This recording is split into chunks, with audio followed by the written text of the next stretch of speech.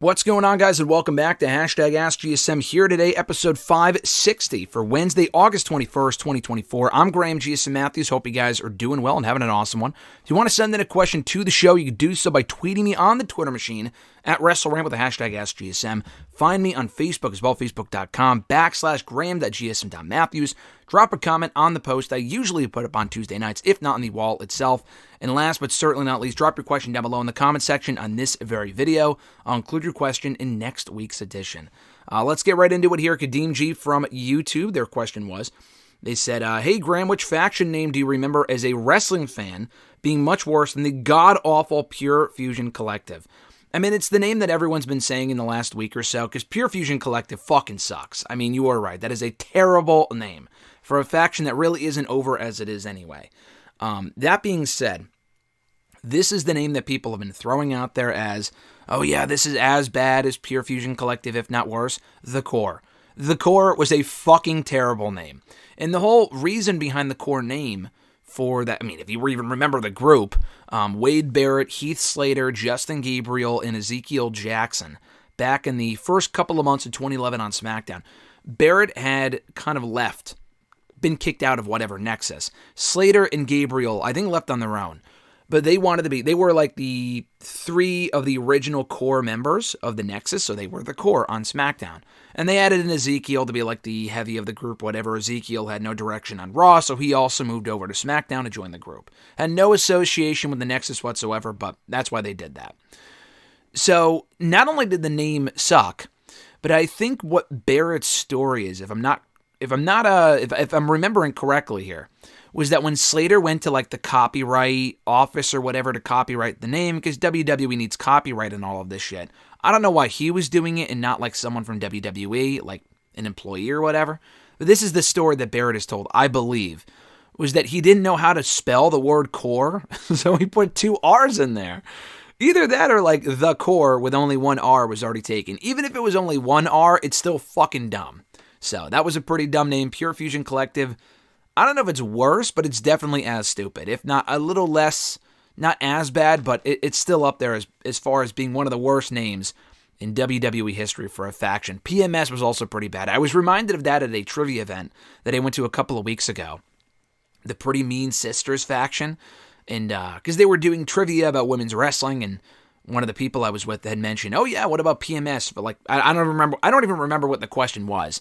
But they brought that up. I'm like, man, that's so fucking bad. That's so stupid. Anyway, Jordan B. from YouTube, their question was, do you see The Miz being a color commentator when he retires from wrestling? I do. I mean, he's had enough experience doing it. He was a commentator on Main Event for a little while there in like 2012, 2013. He did it for quite some time, and I thought he was pretty good at it. He was back on commentary not that long ago. Then the week that Pat McAfee was gone, due to a death in the family, Miz filled in for him on Raw. And I thought he did a really good job. So, yeah, I could totally see Miz being a color commentator when he's done in the ring at some point down the road. Mike Does It from YouTube, their first question was, what should WWE do with Omos after the releases of Bobby Lashley and MVP from WWE? They don't use Omos at all, and I don't understand why. Well, it's probably because he's not that good. I like Omos. As a guy, he's fucking nice as hell. Probably one of the nicest people on the entire roster that I've had the pleasure of interacting with in the last couple of years at various media junkets and shit like that. Really nice guy. Unfortunately, he's just not that good. Now, he has improved, but what do you do with a guy that's over 7 feet tall and doesn't have a lot to offer in the ring? Now, I guess the automatic answer is, well, WWE utilized Great Khali for a long time. Even Great Khali felt like more of Great Khali sucked. Don't get me wrong. But even Great Khali felt more like an attraction than Omos did. Now, I was not paying money for a ticket to see the Great Khali.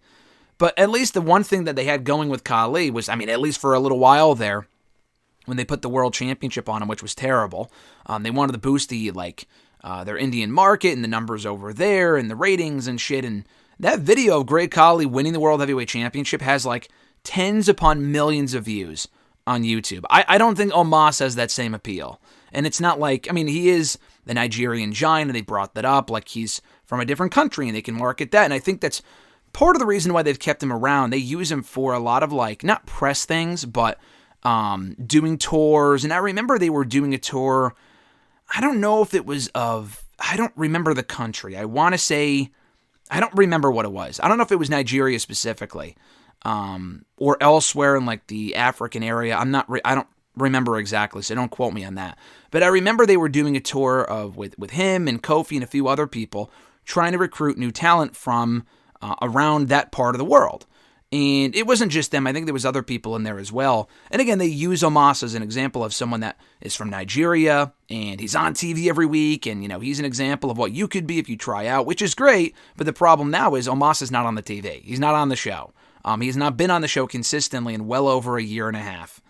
So again, he's fine, but how much can you really do with a guy that can't really go in there and lose every week, because the guy's supposed to be 7 feet tall, and he's not really good. There is no obvious role for him on the show, but I will say this, going back to Great Khali, they found a role for him on the show for a while there as a babyface. And Khali, say what you will about the guy, he was over as a babyface. In PG WWE, it worked. In WWE in 2024, it doesn't work as well, because WWE doesn't do as much comedy, or at least the type of comedy that Khali was doing back in 2008, 2009. Omos probably wouldn't have the same appeal that Khali did, but I think it's worth trying before you let the guy go, which could be inevitable at this point because we haven't seen him on the show in such a long time. But what could work is turning him babyface and utilizing him in that role because he's so fucking likable. I would hate to see them let the guy go because I feel like, I don't know how much he really has to offer as an on-air character. Maybe there's a different role for him. That's kind of what you're asking. But maybe just try him out as a babyface and see if it works. It might not. But like the guy's got his own YouTube channel, I think, or TikTok or whatever, about fragrances. Like, he's the nicest guy in the world. At least try to find a role for him. And, I've used the expression, my neighbor's nice, doesn't mean they should be on the show. That's true. But I think Omos, as an attraction, being 7 feet tall, it's not like he's any ordinary guy. He's definitely one of the weaker wrestlers they have on the roster. But I think there is a spot for him if they utilize him correctly. They just got to try. And they really haven't done much with him other than throwing him in like the Andre the Giant Memorial Battle Royal or the Royal Rumble or the occasional whatever the fuck Battle Royal on Raw. They can at least try, which they really haven't done. They really haven't tried to do that yet, at least in my opinion. His second question. Last year, AEW sold 81,000 seats to their All-In event. This year, I believe, they only sold about 50,000. What did Tony Khan do wrong to not be able to sell out both events for both years in a row? I mean, the biggest thing, I don't really think it's anything that Tony Khan did wrong, that Tony Khan did wrong between the 2 years. But I think the biggest difference is you will never have another first ever All-In at Wembley. The bloom is off the rose at that point.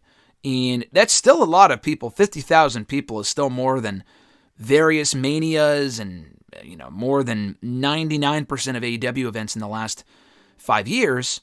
That being said, though, I feel like they could have done a better job of, I don't know, not just promoting the event, because I feel like the card's been apparent for a while now, and they've done a better job of the build this year compared to last year. Last year, the show sold out, not sold out, but like had around 80,000 before they announced even a single fucking match for the card. And I think that's because, again, the appeal of them being over there for the first time. They had never been over in the UK before, was AEW. Now, this is only the second time and not like the 8th or 9th time. But again, the appeal isn't as strong because the product doesn't have the same buzz that it did a year ago. And not only that, though, I mean, even the buzz compared to 3 years ago is drastically decreased from what it was. But again, it's that first ever element. They've been to England before, in that same stadium.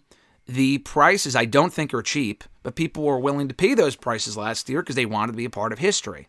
The card this year might be equally as strong, if not as strong. I would have to compare the two on paper. I'm not exactly sure. But that element of making history is no longer there. This is no longer the biggest event in AEW history or the first ever in that stadium. The bloom's off the rose, like I said. So I don't really think it's any one thing he did wrong, aside from the overall product not having a lot of buzz right now. In WWE also doing more events overseas, people might see that and be like, oh yeah, I want to go to that show instead. I would rather pay money to go to Clash of the Castle in Scotland. I don't know how close it is, but I'm terrible at geography. But people might see that and go, I would rather go to Clash because WWE is the hotter ticket right now, or go to their UK tour later on this year. Whereas even a year ago, the WWE product wasn't as hot as it is right now. It was hot, but not even as hot as it is currently. So I feel like those are just a few of the factors. Your third question, WWE used to have big matches to main event Raw, like Rock and Austin versus NWO, Shawn Michaels versus John Cena after WrestleMania 23, etc. Why do you think they have gone away from this? I don't think they've gone away from it completely. I still think on occasion we do get some really big matches on Raw. First of all, the star power in those respective eras was fucking ridiculous. I mean, we got great star power now, but like we're not getting the equivalent of Cena and Michaels would be like doing Roman versus AJ on SmackDown, which we've never gotten before. You know, like we have great wrestlers right now, but not stars the caliber of Cena and Michaels and NWO and Rock and Austin. A lot of big stars. Not really to that extent. They save a lot of their big stuff for pay-per-views. Triple H is much more traditional. He likes to save the bigger stuff for the shows they're going to pay money for to watch on Peacock or pay-per-view or whatever. That being said, for as good as the weekly product is right now for Raw and SmackDown, and it's not perfect by any means, and it has its ups and downs and, you know, peaks and valleys and whatever. That being said, they could benefit from doing more big matches on TV. They have a pay-per-view every fucking month. Back then they did too, for both of those respective eras. But I still think they could benefit from doing less shows, and they've done less pay-per-views like in the last couple of years compared to years past, when they were doing like TLC in December, which we don't have anymore and shit like that. But they could, in those months where they're not doing pay-per-views, do bigger matches. And even now, I think we are still getting bigger matches on Raw, and they're promoting them better, because not every match can be on pay-per-view. So that does force them to then put shows on TV or put matches on TV that they can't squeeze into the pay-per-view. Like, I'm not saying this is the equivalent of Cena and Michaels, but we're getting Gable and Howdy next week on Raw. That could be a pay-per-view match because they built it up for a while now, and the appeal of the Wyatt Six and the entrance and everything, that could be on the Bash in Berlin show. But it's not, because they want a tighter card, and that just didn't make the cut. So I think they do a good job now of keeping the pay-per-view special by doing big matches on those pay-per-views, but not too many, and then doing some of the leftover matches on TV.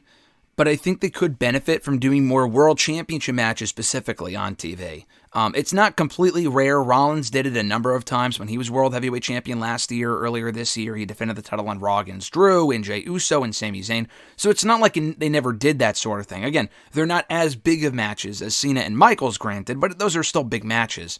Roman Reigns, at least in the last 2 years, never really defended the championship on TV.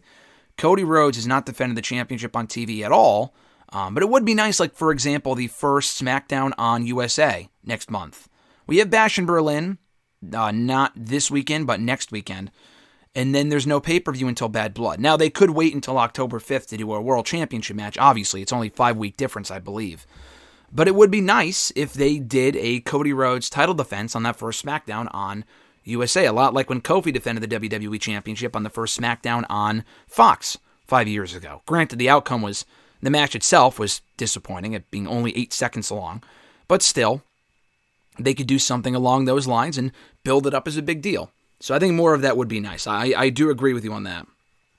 Chris W. from YouTube, their first question was, he says, "Hi, Grim. Hope everything is going well and you're having a hell of a good week." He says, "Sorry that I either set you off or found you weirded out by my last 2 Facebook questions last week. By no means was that intentional. WWE and especially NXT have used the names of classic WWF and WCW, ECW themed pay-per-views in the last 3 years. They have brought back Halloween Havoc, Heatwave, Great American Bash, and No Mercy, and this year they are bringing back Bad Blood. What other Attitude Era, Ruthless Aggression Era pay-per-views would you like to see? For me, No Way Out would be a nice nostalgia-themed show. Insurrection would be a good show for the UK trips, since those pay-per-views took place in England and fully loaded. What are your picks?" Well, first of all, back to the first part of your question. I mean, your questions last week were fine. I apologize if I sounded annoyed by your questions. I just don't agree, but that's fine. I mean, we don't have to agree, and the differing opinions is what makes this show good and enjoyable, at least from my standpoint. So, and no need to apologize for your Facebook questions last week. There was no issue with them at all. I may have had a differing opinion, but that doesn't mean they were bad questions. So, and also, I mean, that was a good question to answer too, because a lot of people were talking about the bracelet thing, and I'm glad you had brought it up because I have my own opinion on it, which is fine. But I probably would not address it otherwise unless you brought it up. So I appreciate you asking those questions that you did. But as far as the other part of your question here, the statement, whatever, question. As far as older pay-per-views to bring back, I mean, Judgment Day you can't bring back because we have a group called the Judgment Day now. I wish they had called the Judgment Day something else so that we could get the Judgment Day pay-per-view back, but that's fine. What was it? The Grand Jury, I think, was one of the rumor names for the Judgment Day back in 2022. That would have been fucking awesome. Judgment Day we just kind of know now is what it is, so they're never going to change it. I mean, I know there were rumors of like Street Trash, which would have been terrible. But my point is, they're not going to bring back the Judgment Day pay-per-view now, because whenever people hear that, they think of the group. Unless they main event that pay-per-view, it probably won't happen. But anyway, not Judgment Day. Unforgiven. I'm surprised they never brought back Unforgiven. They have brought back a lot of shows. No Mercy. They brought back as an actual main roster pay-per-view for a few years in 2016, and that was awesome. But then they kind of moved away from it and started doing, they brought it to NXT instead, which has been fine. But yeah, No Mercy, I'm glad they brought back. That was always a great name. I loved Backlash. Thankfully, they've brought back Backlash in recent years. I love the Backlash name. Probably Unforgiven. I'm glad they're doing Bad Blood. That's cool. I don't really have any nostalgia towards Bad Blood because I wasn't around when they were doing that shit. Cyber Sunday, we've talked about here on the show before. Taboo Tuesday, I don't really care about. But Cyber Sunday would be cool. Especially in such a digital age, I'm surprised they haven't done that at least once. Even on NXT. I mean, you could, honestly, NXT airs on Tuesdays. You could do a Taboo Tuesday edition of NXT if you wanted to. I'm honestly kind of surprised they haven't. But maybe at some point they can. I'm trying to think of what else. Insurrection, I don't really give a shit about. I mean, I've watched those shows. I wasn't watching wrestling when those shows were happening. But I've gone back and watched them. They were not any good. I know they were a good show for the UK trips, like you said.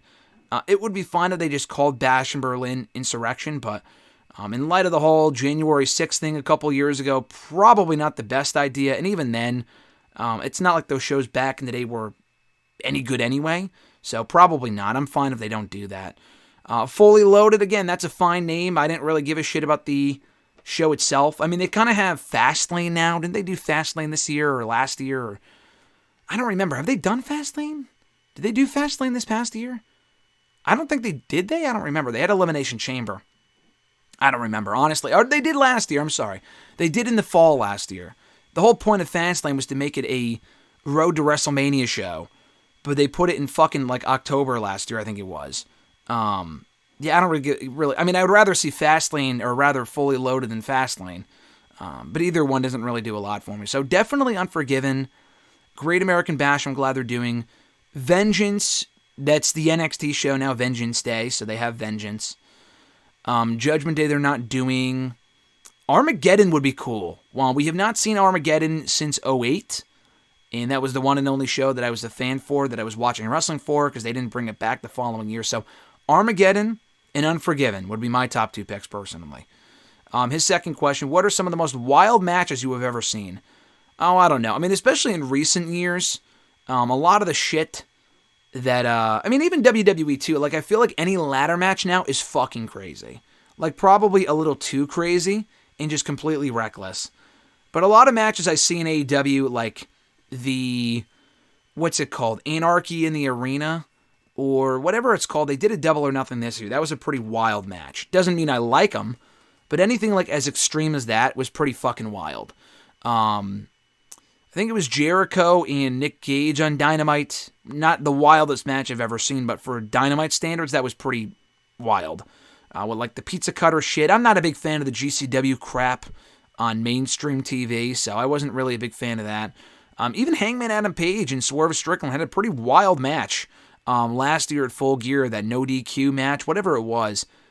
Unsanctioned, lights out. It was a pretty crazy match, so I would put that up there as well. Your next question, why do we see so many promo train segments in both NXT and WWE? And do you think it's become such a trope within the company that it'll never go away?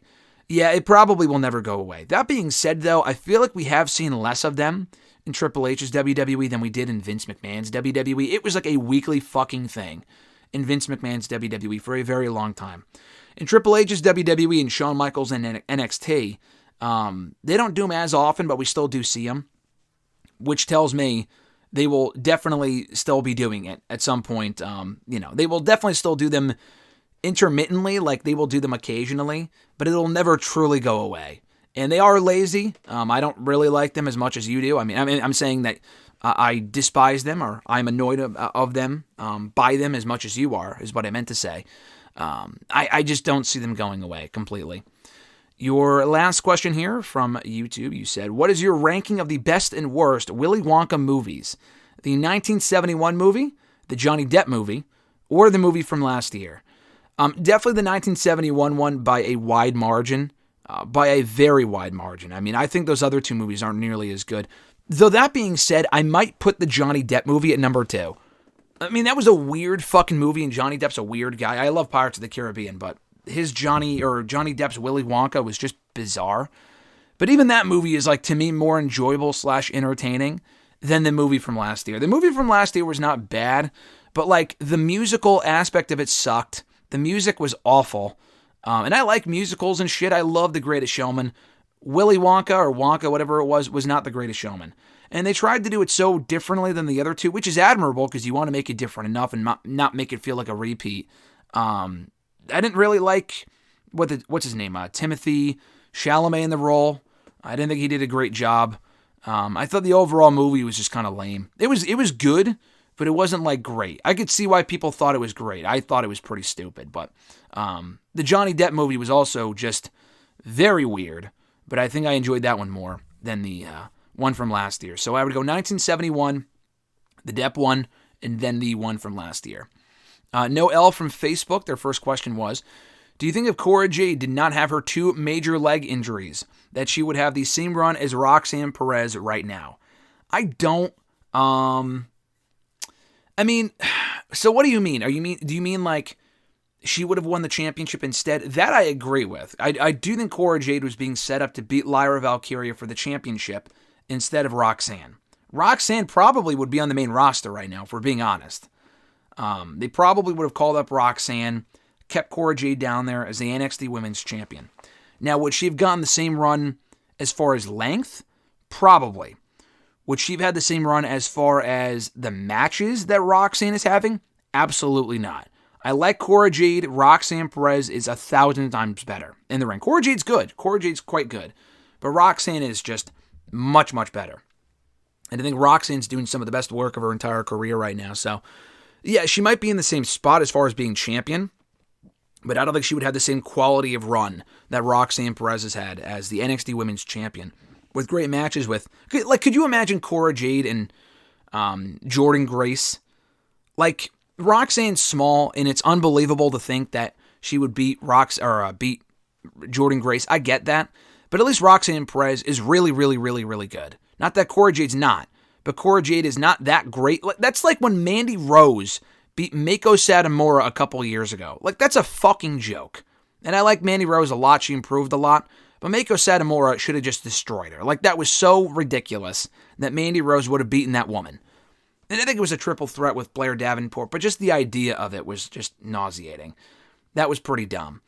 That being said, though, yeah, I just don't think Cora Jade would have been believable against people like Jordynne Grace, and I don't know. She would have. I hope at some point she does get a title run, because I think Cora Jade's good, but I don't know if it'll be the Roxanne Perez run, because Roxanne's just firing on all cylinders right now, in my opinion. Your second question: now that we're at the halfway point of 2024, who would you say has had the worst year in WWE from the wrestlers, or is being wasted? Not a whole lot of people. I mean, not the roster and the booking of certain people is not perfect. But I look at the roster, and it was kind of tough looking at people that I feel are being criminally underutilized or wasted right now. But 2 names I saw on the rosters jumped out to me. One, Dragon Lee. What the fuck happened with Dragon Lee? I mean, he was getting plenty of television time. He was getting plenty of television time late last year, earlier this year. Then it fell off a cliff. I know it was like a visa issue for a little while, but I mean, I think he's fine now. And I think he was on Main Event last week, like he's barely on the show. So, I don't know. He needs to be utilized more for sure. In Shinsuke Nakamura, I'm not saying he should be world champion, but for a guy that was competing for the world championship late last year, he hasn't done shit this year. Like, he had a couple matches with Cody Rhodes that were good, and that is literally it. We have not even seen him on the show in about 4 fucking months. So, again, he is definitely underutilized. I'm sure you could find a role for him on SmackDown or Raw. I know he got drafted to SmackDown, but surely you can find a role for him as opposed to just leaving him off the show entirely. They'll dust him off for the tour of Japan, but that's about it. So, Dragon Lee and Shinsuke Nakamura are my picks personally. Christopher L. from Facebook, their first question was, can you think of any scenarios between Bryan Danielson versus Swerve Strickland that could result in Swerve actually defeating Bryan? Of course. I mean, it's definitely possible. I don't see it happening. I think Bryan wins the belt on Sunday. I think a lot of people are predicting that. But that doesn't mean it's impossible for Swerve to win. I mean, they're fucking advertising Bryan Danielson for shows in the fall. So if he's supposed to wrestle his final match on Sunday if he loses, why is he being advertised for shows in like October? They're doing a show in his home state of Washington, I believe, for WrestleDream. So I think he's going to be on that show. I think he's winning on Sunday. I would rather, honestly, Swerve win because I think Swerve could benefit more from the victory. I just hated they added that stipulation of Danielson has to retire if he loses because that tells me he's not retiring right now. He could. I don't think he is. But yeah, Swerve could win. I just don't think it's very likely. Your next question, thoughts on All In coming to Dallas next year, and what statement would it make if it does great business? I mean, they would once again exceed expectations. They did a lot better for All In last year than I thought, but All In this year, the attendance is very good, especially by U.S. standards, but it's certainly not as great as it was last year. That's a pretty drastic drop-off to go from 80 or even 70,000 to only 50. That's a difference of 20,000 people. Where the fuck did those people go, you know? I already addressed earlier what the difference in the attendance could be and the reasons for it and whatever. I still don't think, and we talked about the All In Dallas show for next year. We talked about it earlier, or I'm sorry, last week. I still am not confident they're going to get anywhere close to 40,000 people. I think it holds 40,000 people. I just don't see them doing that much. I really don't. If they can't even do a Dynamite, I know they haven't gone there for a pay-per-view yet. I get it. But if they can't even do a Dynamite there and get 5,000 people, what makes anyone think that with a bigger card even, they can get close to 40,000? What is that, 6 times? What's 6 times 5? 40? Or no, that's 30. I don't know. I don't know my fucking math, but 6 times 6 is 36, and then, no, so it wouldn't be. What goes into 40? 40 times 5, that's 8. So 8 times the attendance. I'm a fucking journalism guy, guys. I'm not a mathematician here. I'm sorry. But yeah, 8 times what they would be doing for a normal Dynamite. They would need a pretty fucking crazy card. And if Danielson's retiring, Sting's already done. I mean, that's not going to kill their business, but Punk's not there anymore. They have Edge, which is great, and I don't think Shane McMahon's going to boost any numbers. I don't know, man. They're going to need something a little bit bigger than that, I would say, for to do as well as they did. I mean, it's the same thing as All In for this year. They have around 50, but that's in the UK. They don't get wrestling often. Texas gets wrestling a lot. So it's an admirable effort, and I hope they do well. But like, what statement would it send? It would mean, hey, we're still fighting here, and we're a healthy alternative, and we're going to do better than people are expecting us to. That's great. I just don't expect that to happen. But again, I would love to be proven wrong. We'll see where the product is a year from now. Maybe it's hotter, maybe it's not. We don't know. Your next question. What was the crazier spot of the two? Mankind falling off the cage the first time from King of the Ring 1998, or Edge spearing Jeff Hardy from the ladder at WrestleMania 17? I mean, definitely the cage one. I mean, that will go down. The Edge spear to Jeff was awesome, but, people still, and it's still in highlight reels, as is the Edge spear, don't get me wrong. The Edge spear is still in highlight reels, but the Mankind Taker bump from King of the Ring 98 is still talked about, replayed, I feel like a lot more than the Edge spear, which was crazy. But like Mankind, Mick Foley could have fucking died. Like, he's lucky that he didn't. Not to mention everything else that went down in that match as well, but specifically that spot. I would have to say it's the Mankind falling up the cage spot. Because they haven't done that since, and thankfully so, because someone could get seriously hurt or die. The Edge one was crazy, but we've seen stuff that's like, cutters and shit off of ladders that kind of resemble that. That Taker Mankind spot is very hard to duplicate without actually doing it. I mean, they've done similar stuff, like Owens has dived off the top of the cell before, but they had a fucking crash pad and all this other shit. Shane McMahon has done it, blah, blah, blah. I don't know if Owens did it, but Shane did it a couple times. They definitely had crash pads both times, and that was also stupid, but the Taker one was way worse. I mean, as far as how bad it looked and in terms of how crazy it was, I don't think that'll ever be duplicated. Your next question. While I am a fan of LA Knight and I think he's a far better character than wrestler, I just don't really see him as a main event guy as many other people see him, or despite the fact that people call him a megastar. I feel like when he's in there with main event players, usually the match falls flat to me. Against guys like AJ Styles at Mania or the Fatal 4-Way at the Rumble, or even against Roman at last year's Saudi show, I feel like he underdelivered in those matches. Then I watch him in an upper mid-card matches and he feels like he looks much more comfortable in those types of matches. Now that he's US champion, he has a litany of challengers like Carmelo Hayes, Giovanni Vinci, and others. Do you think Knight delivers more in mid-card matches than he does in main event matches?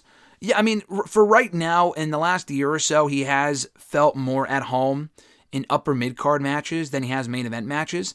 But I wouldn't say, in my personal opinion, I'm not going to go off on you, Chris, because again, you're entitled to your own opinion. Back to your question from earlier when you thought I was bothered by your question from last week. I'm not, but I'll just express my opinion here. I think you're wrong. I feel like he did deliver in those matches with Roman Reigns. The AJ match, I thought was really, really good, actually, at WrestleMania. The 4-Way was fun. I feel like he can hold his own in the main event spots against the main event guys. And is he more of a mid-carder as far as his in-ring ability? Yes. But he is so fucking popular and so fucking charismatic that to me it doesn't matter. I mean, Hulk Hogan, I think, might be comparable to LA Knight in the ring. I honestly would even say The Rock. LA Knight gets compared to The Rock a lot. The Rock and LA Knight are not too far off in in-ring ability. I mean, I don't know if that's a hot take or not, but I feel like it's pretty comparable. And The Rock was the main event guy through and through his mic skills, charisma, everything, way to capture the crowd. LA Knight has something, that connection to the crowd, a lot of people on the current roster or any roster do not have. And that alone would carry him in main events. John Cena was never the best in-ring technician. Now, I think John Cena as Big Match John might be better than LA Knight. But LA Knight, it's not as if he's bad and he's using his connection with the crowd to carry him through. He's still quite good. He's not amazing, but he's still quite good. And it's good enough to carry him in main event matches. So I wouldn't say that his ceiling is the main event, or rather the upper mid card. Like, honestly, I would say that more about, like, everything you just said, I would say more about Jey Uso. LA Knight has not had as many main event matches as Jey Uso has. And Jey Uso is very, very good. I would still like to see at one point for a one-off run, Jey Uso as world champion because of how over he is. But the matches that I've seen him have, where the lights are on bright and the pressure's on and whatever, on his own, LA Knight I've seen deliver in those spots more than Jey Uso. That Jey Uso-Jimmy Uso match might be the either worst match or most disappointing match in WWE in 2024 so far. And then the Roman Reigns match last year was not very good. I thought it was good enough, but a lot of people did not like it. The SummerSlam Bloodline Rules match or whatever, or Tribal Combat at SummerSlam 2013. That was not a very exciting match. And those are two big matches that he fell flat in. LA Knight, I haven't really seen that yet. All the situations that you mentioned, I thought he actually did very, very well. And the matches were much better than Roman and Jey from last year, or Jey and Jimmy from this year. Jey's very good, but I can't really see him. I just don't see him as being dynamic in the ring. Even LA Knight is not Bret Hart. But I think LA Knight has more layers to his in-ring ability than Jey Uso does, who can't really sustain that main event run. I know he's main event Jey Uso, but like, that if he's like the world heavyweight champion Jey Uso, I can't really see him at that level long term because of his in-ring ability. Even though he is over as fuck. LA Knight is as over as Jey Uso, but I think he can hold his own better in the ring at the main event level than Jey Uso can, at least in my opinion. I know that's not your question, but I'm using Jey as an example of someone that I kind of see falling more into your question of what you're talking about. LA Knight, I don't really see that. I feel like he does belong in the main event level. Hopefully he will get there and stay there at some point and not just be an upper mid-card act, because I do feel like he has a higher ceiling than that. For how over he is and how good he is, he belongs at that main event level. Even mic-wise, Jey Uso's promos don't really have the same dynamic that LA Knight's does. LA Knight's promos, I feel like, are a lot better and more main event worthy than Jey Uso's. For a guy that calls himself main event Jey Uso, who I really, really like, but LA Knight is more of a main eventer in that sense, and I feel like he could thrive at that level, in my opinion. At Reborn Again, John Ritland from the Twitter machine and on YouTube. Real Honesty with John Ritland. Check out his content. Does great work. His first question was, so in regards to Bash in Berlin, crazy fantasy booking scenario. Gunther loses to Orton, then goes to SmackDown and beats Cody in September or October. Not likely to happen, but what do you think? I don't like it. I mean, it's not an awful idea, but I don't really like it because I just feel like it overcomplicates things. Because we are getting Cody and The Rock at some point, probably for the championship. Gunther would then have to have a short, he would be having a month-long run as World Heavyweight Champion. That just feels like it's criminal. For a guy that's only lost once in the main roster, to lose for a second time in a couple of months, and he only has a month-long world title reign, at that point, what's the point of even putting the belt on him? At that point, Gunther should have just challenged Cody at SummerSlam and won that championship and not just faced Damian Priest. That kind of just feels like it's a waste. If you're going to have Gunther lose one world title and then go to SmackDown and win the other world title, that just feels like a waste to me. Orton would then go to Raw, sure, and it would switch things up a little bit, I suppose. But they've been building towards Cody and Orton for a while. That would just go to waste. If Orton goes to Raw and wins the World Heavyweight Championship and stays there, that feud with Orton and Cody at some point goes to waste. So I don't really like the idea. I hope Gunther beats Orton. Orton stays on SmackDown, turns heel soon, and feuds with Cody. And Gunther can go on to face other people from Raw. And there's a lot of people on Raw Gunther has yet to face. People like Punk and Rollins and other, main event level people that he can defend that championship against. Braun Breaker down the road would be nice. Him and Sami Zayn running it back this time for the World Heavyweight Championship would be cool. A lot of different outcomes there. So I would just stay the course with where we are right now. Your second question. So AEW has a smaller setup for All In this year, like 55,000 instead of the whole thing. Is this a sign of diminishing returns for the company, or could it be because Taylor Swift is running a concert in Wembley this week? That could be a factor. I think it would be silly to say that it's not a factor, but I also think it would be silly to blame. I'm not saying that you are blaming them, the Taylor Swift thing on the low attendance, because I know you definitely probably believe it's more of a diminishing returns thing, and I actually am with you on that. Because again, like I said earlier, it's not the first ever. And the buzz around the product is not such, or it's the same as even a year ago. And they don't have, they missed a lot of key players on that card, but they sold out a hell of a lot sooner than they did for this one this year. You can't really, the Taylor Swift thing is a factor, but how many people are going to the Taylor Swift concert in All In? I don't really think it's as big of an overlap as people might be thinking it is, and I haven't seen people discuss that, so it's not as if people are blaming the Taylor Swift concert, and that's why the all-in attendance is down by, 20,000 people, 20, 30,000 people. I think it is a diminishing returns thing. It's nice that they would make All In their regular event in London. If they want to make that their Mania with the highest attendance, you're going to have a better chance of that over in, overseas than you are in the States.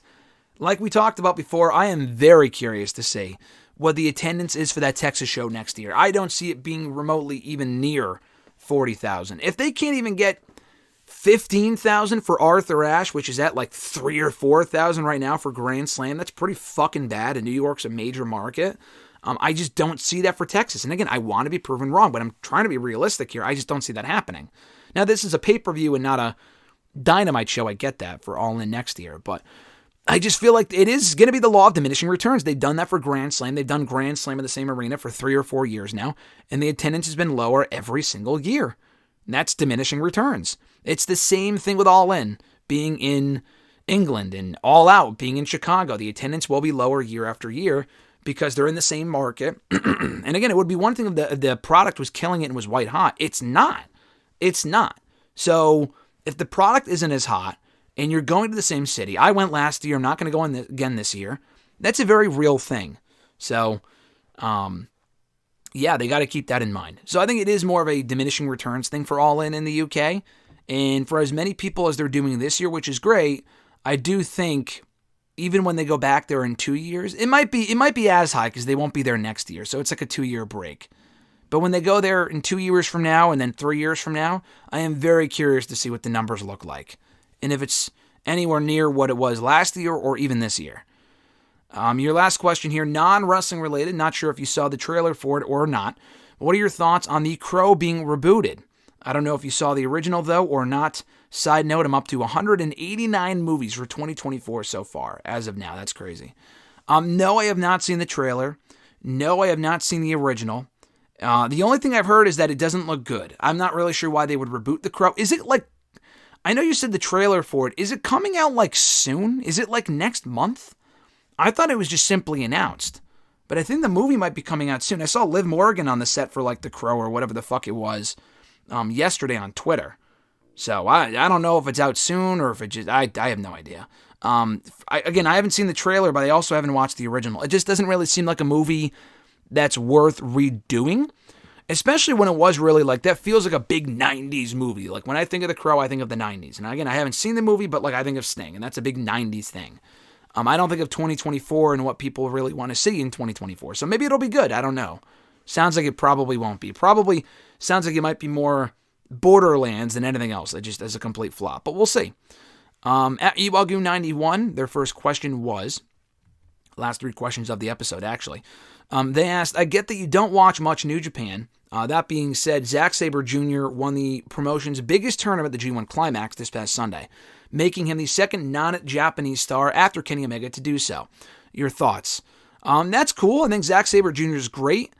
I think it's nice to see that he's being elevated up the card and won't be just staying at that mid-card television title level. He was in like the junior heavyweights for a while, was he not? I don't remember. Like you said, I don't really watch much New Japan, but it's nice to see that he's being elevated. Hopefully he can be a main eventer for those guys long term, for New Japan long term, because he's very, very good. So, yeah, I don't really know much more beyond. I don't even know who the champion is right now. Is it still? It's not Sonata. Who beat him? Was it Naito? Is Naito the champion? Naito and Zack Sabre Jr. doesn't really sound like a main event match to me, but maybe Naito won't be champion by then. Maybe he's not champion now. I don't remember, but it's cool that Zack Sabre Jr. won though. It's pretty sweet. Your second question: when wrestlers go to Japan, it's to further improve on their in-ring skills. Do you see Tavion Heights coming back to NXT even better after his Japanese excursion? I do. I think Tavion Heights is really, really good. I had a chance to interview him. I think it was 2 years ago, which is crazy that it's been that long. But I think it was almost exactly 2 years ago I interviewed Tavion Heights, and he's really, really good. He had that natural charisma about him, a really likable guy. We've seen him on TV with the No Quarter Catch crew. I've seen some of his stuff in Japan, like through clips and shit on Twitter. And he seems to be having some good matches over there. And he's also training with Marufuji, which is a pretty big deal. So, I do see Heights coming back even better. Not like a main eventer or anything like that, but he's a guy that did not have any independent wrestling experience prior to WWE. He was an Olympic wrestler, actually. He was in the same Olympics, I believe, as Gable Steveson. But he has much more charisma from what I've seen than Gable did. And I think Damon Kemp was also quite good, too. I feel like he didn't really get a fair shake, in my opinion. But Tavion Heights, I feel like there is something there.